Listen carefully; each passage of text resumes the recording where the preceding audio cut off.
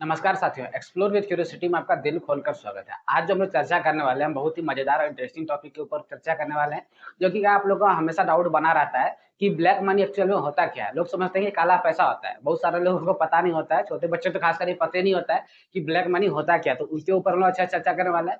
अब black money actual में black money बनता क्यों है, लोग बनाते क्यों है ब्लैक मनी, और ब्लैक मनी को बचाने का क्या क्या प्रोसेस होता है, ब्लैक से व्हाइट कैसे किया जाता है, इन सारी चीजों पे हम लोग बहुत अच्छे से बात करेंगे ना, जिसमें आपका हवाला बाजार आएगा, टैक्स हेवन कंट्री आएगा, मनी लॉन्ड्रिंग आएगा। इस पे हम लोग एक एक सीक्वेंस वाइज अच्छे से चर्चा करने वाले हैं। ठीक है, तो आज हम लोग पहले स्टार्ट करते हैं डिस्कशन कहाँ से, ब्लैक मनी से, कि ब्लैक मनी होता क्या है। तो आप कुर्सियों का पेटी बांध लीजिए, कमर कस के मेरे साथ, जब कान में ईयरबड, ईयरफोन, नेक बैंड जो भी आप लगा के सुनना शुरू कर दिए। ठीक है, आइए शुरू करते हैं हम लोग ब्लैक मनी क्या होता है ना, बात करते हैं ब्लैक मनी का। ठीक है, जब आप ब्लैक मनी का बात कीजिएगा, देखिए ब्लैक मनी वैसा पैसा होता है, ब्लैक मनी एक वैसा पैसा होता है जिसपे टैक्स नहीं दिया गया हो ना, जिस पैसा का टैक्स नहीं दिया हो, गवर्नमेंट को टैक्स पे नहीं किया गया हो, उसी पैसा को हम लोग ब्लैक मनी बोलते हैं। ठीक है, ब्लैक मनी मतलब काला पैसा नहीं होता, ब्लैक मनी मतलब काला पैसा नहीं होता, मतलब जिस पैसे पे टैक्स का चोरी किया गया हो, टैक्स नहीं दिया गया हो, वही पैसा क्या कहलाता है, ब्लैक मनी कहलाता है। ठीक है, जैसे कि मतलब कोई आदमी 1 करोड़ रुपया कमाता है, जिसके ऊपर 20 लाख का टैक्स लग जाता है, तो वो टैक्स को चोरी कर ले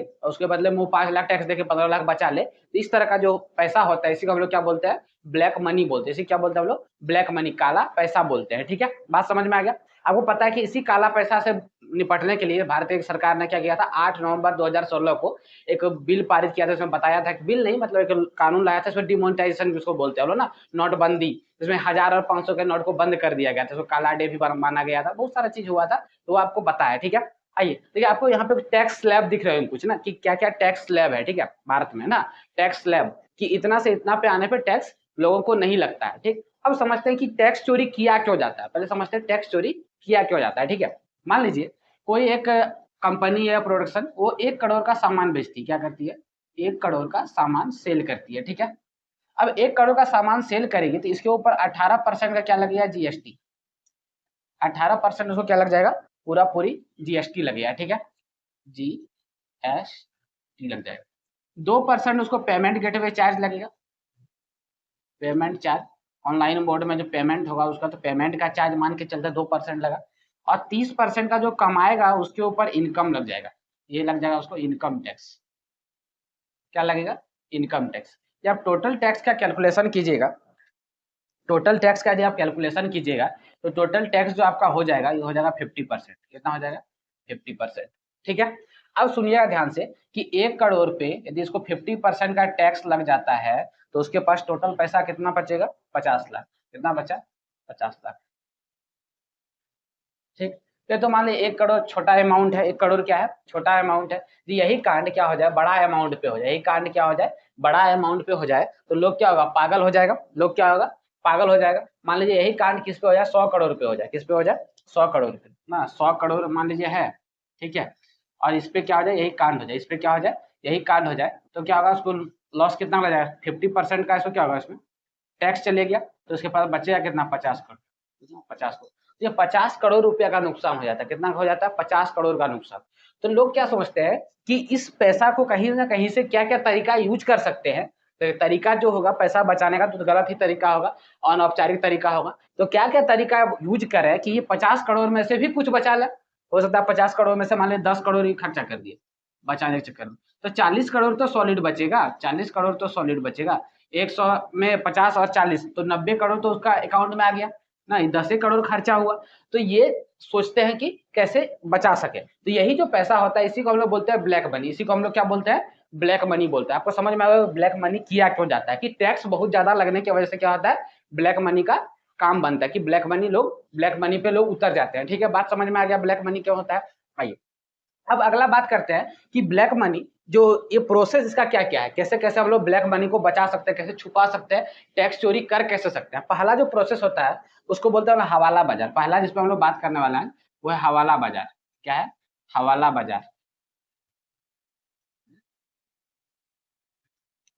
हवाला बाजार, हवाला बाजार।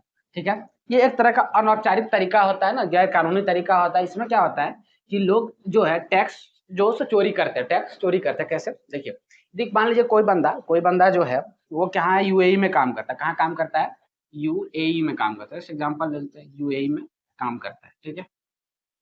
यहाँ काम कर रहा नहीं, भारत का कुछ खा रहा हो नहीं, भारत सरकार को परेशान कर रहा है, यूएई में रहता है, यूएई में काम कर रहा है, यूएई सरकार से क्या लेता है, पैसा लेता है, सारा चीज यूएई का लेता है। अब वो पैसा कमा के कहाँ भेजेगा, इंडिया भेजेगा, कहाँ भेजेगा, इंडिया भेजेगा। इंडिया उस पैसा क्या करेगा, सेंड करेगा। इंडिया जब वो पैसा सेंड करेगा तो इंडियन गवर्नमेंट उसके ऊपर क्या लगा देगी, टैक्स लगा देगी, उसके ऊपर क्या करेगी, टैक्स लगा देगी।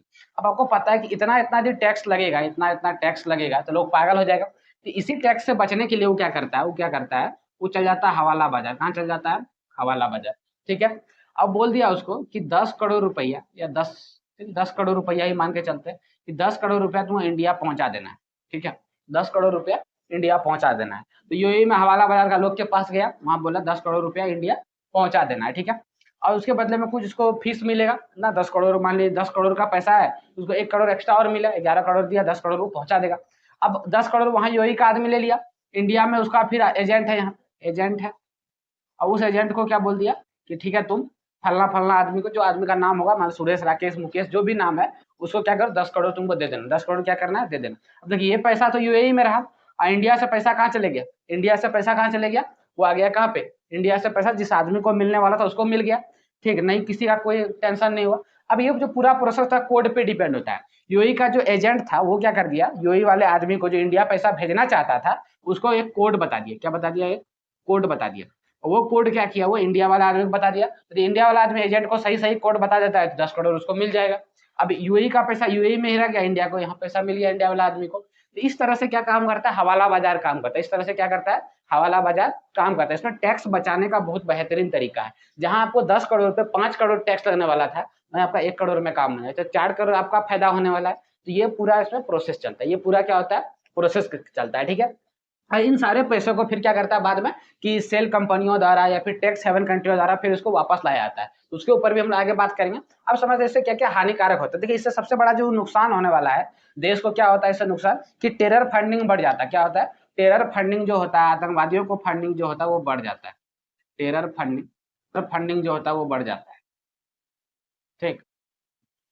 अब और जो हम लोग का जो वित्तीय अस्थिरता का उत्पन्न हो जाता है, वित्तीय अस्थिरता उत्पन्न हो जाता है, ठीक। तो ये सारा चीज घटना होता है किससे, हवाला बाजार से पैसा आने से ना, देश में फालतू का पैसा मतलब बढ़ने लगता है, जो सरकार को पता भी नहीं चलता है पैसा आ कहाँ से रहा है, पैसा आ कहाँ से रहा है ये पता भी नहीं चलता। देश में क्या होता है, पैसा बढ़ जाता है। इससे क्या क्या हो सकता है, वित्तीय अस्थिरता हो सकता है, टेरर फंडिंग को बढ़ावा मिल सकता है। तो ये सारा काम इससे हो सकता है। यहाँ तक में कोनो दिक्कत नहीं है, पक्का समझ में आ गया बात। हवाला बाजार आपको समझ में आ गया होगा, ब्लैक मनी क्या होता है ये भी समझ में आ गया, ठीक है। अब हम लोग बात करें, समझते हैं मनी लॉन्ड्रिंग। क्या समझते हैं, मनी लॉन्ड्रिंग के बारे में।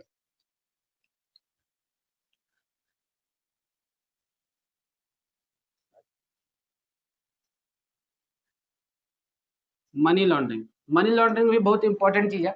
मनी लॉन्ड्रिंग इसमें क्या होता है कि सेल कंपनियों द्वारा जहां मन तहां दिया, छोटा मोटा जिस नाम से कंपनी खोलवा के, जैसे एक कंपनी मान लीजिए कोई है XYZ, क्या कंपनी का नाम है, XYZ कंपनी है, ठीक है। अब इसको फंडिंग कहाँ से मिल रहा है, कोई एक देश का नाम ले लेते हैं, जैसे मान लीजिए सऊदी अरेबिया। सऊदी अरेबिया से क्या हो रहा है, इसको फंडिंग मिल रहा है, सऊदी अरेबिया से क्या हो रहा है, इसको फंडिंग मिल रहा है। कुछ दिन बाद इस कंपनी को दिखा दिया कि आग जल गया या नुकसान हो गया, कंपनी गया बंद हो गई, और सारा पैसा वहां से क्या हो गया, इंडिया आ गया। दिखा दिया सऊदी अरेबिया का कंपनी इंडिया में खोला है, कंपनी का नाम क्या है, XYZ कंपनी है, ठीक है। अब ये पैसा इसको फंडिंग कर रहा है, कंपनी खुल गया, कंपनी में जितना पैसा वहां से लाना सारा आ गया, और अपना दिखा दिया कि कंपनी में क्या लग गया, आग लग गया। क्या लग गया, आग लग गया, कंपनी क्या हो गया, खत्म, कंपनी क्या हो गया, खत्म, पैसा सारा इंडिया आ गया।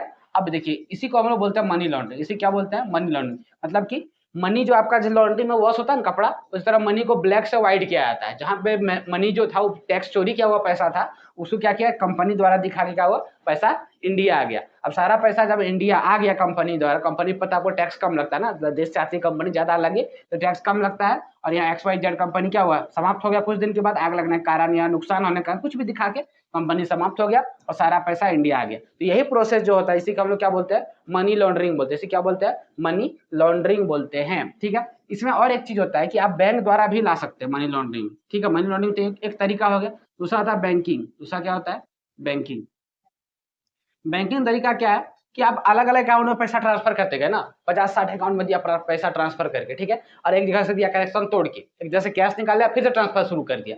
तो उसमें क्या होता है, लिंक जब आपका ऑनलाइन में एक बार टूट जाता है तो फिर पता करना मतलब सरदर्दी हो गया कि कभी पता कर ही नहीं सकते आप कि पैसा गया कहाँ से, इसका ओरिजिन क्या था, पैसा का जो मूल पैसा था किसका था, पता करना पॉसिबल नहीं है। तो ये बैंकिंग भी इसमें बहुत बड़ा रोल प्ले करता है कि एक जगह से दूसरे जगह, दूसरे देश से पैसा, जैसे इंडिया में जैसे मान के चल सऊदी अरेबिया का पैसा था, वहां से होते ईरान, इराक होते हुए, नेपाल होते हुए क्या वो पैसा इंडिया आता है, तब पता ही नहीं चलेगा सरकार को कि पैसा आ कहाँ से रहा है। तो इस तरह का जो प्रोसेस होता है इसी को हम लोग बोलते हैं मनी लॉन्ड्रिंग। क्या बोलते हैं इसको? मनी लॉन्ड्रिंग बोलते हैं। बात समझ में आ गया कि आपको पहला ब्लैक मनी, हवाला बाजार और मनी लॉन्ड्रिंग, तीन चीज समझ में आ गया होगा। आइए अब बात करते हैं हम लोग, अब आगे बात करते हैं। अब हम लोग बात करते हैं टैक्स हेवन कंट्री के ऊपर। किसके ऊपर बात करते हैं?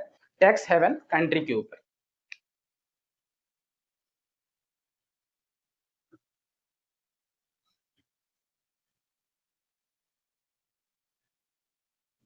ठीक, आपको देखिए यहाँ पे लिस्ट मिल जाएगा टैक्स हेवन कंट्री का, ठीक है, 8-10 टैक्स हेवन कंट्री है, इसका लिस्ट मिल जाए। इसमें से आपका स्विट्जरलैंड है, लग्जमबर्ग है, ये सारे क्या है, टैक्स हेवन कंट्री है, ठीक है। यहाँ पे क्या होता है कि बहुत ही कम रेट में आपको टैक्स मिल जाए, मतलब बिना टैक्स का, या फिर बहुत ही कम रेट में क्या होता है आपको पैसा मिल जाता है। क्या होता है, यहाँ पे आप अपना बिजनेस लगा सकते हैं, कुछ भी काम कर सकते हैं, बहुत कम टैक्स, पहला। दूसरा क्या होता है कि यहाँ पे जो आप पैसा कहीं से ट्रांसफर कर रहे हैं, मतलब कि जैसे स्विट्जरलैंड से कहीं हम पैसा भेज रहे हैं, तो जिस देश में हम पैसा भेजेंगे, मान के चलते हैं कि हम स्विट्जरलैंड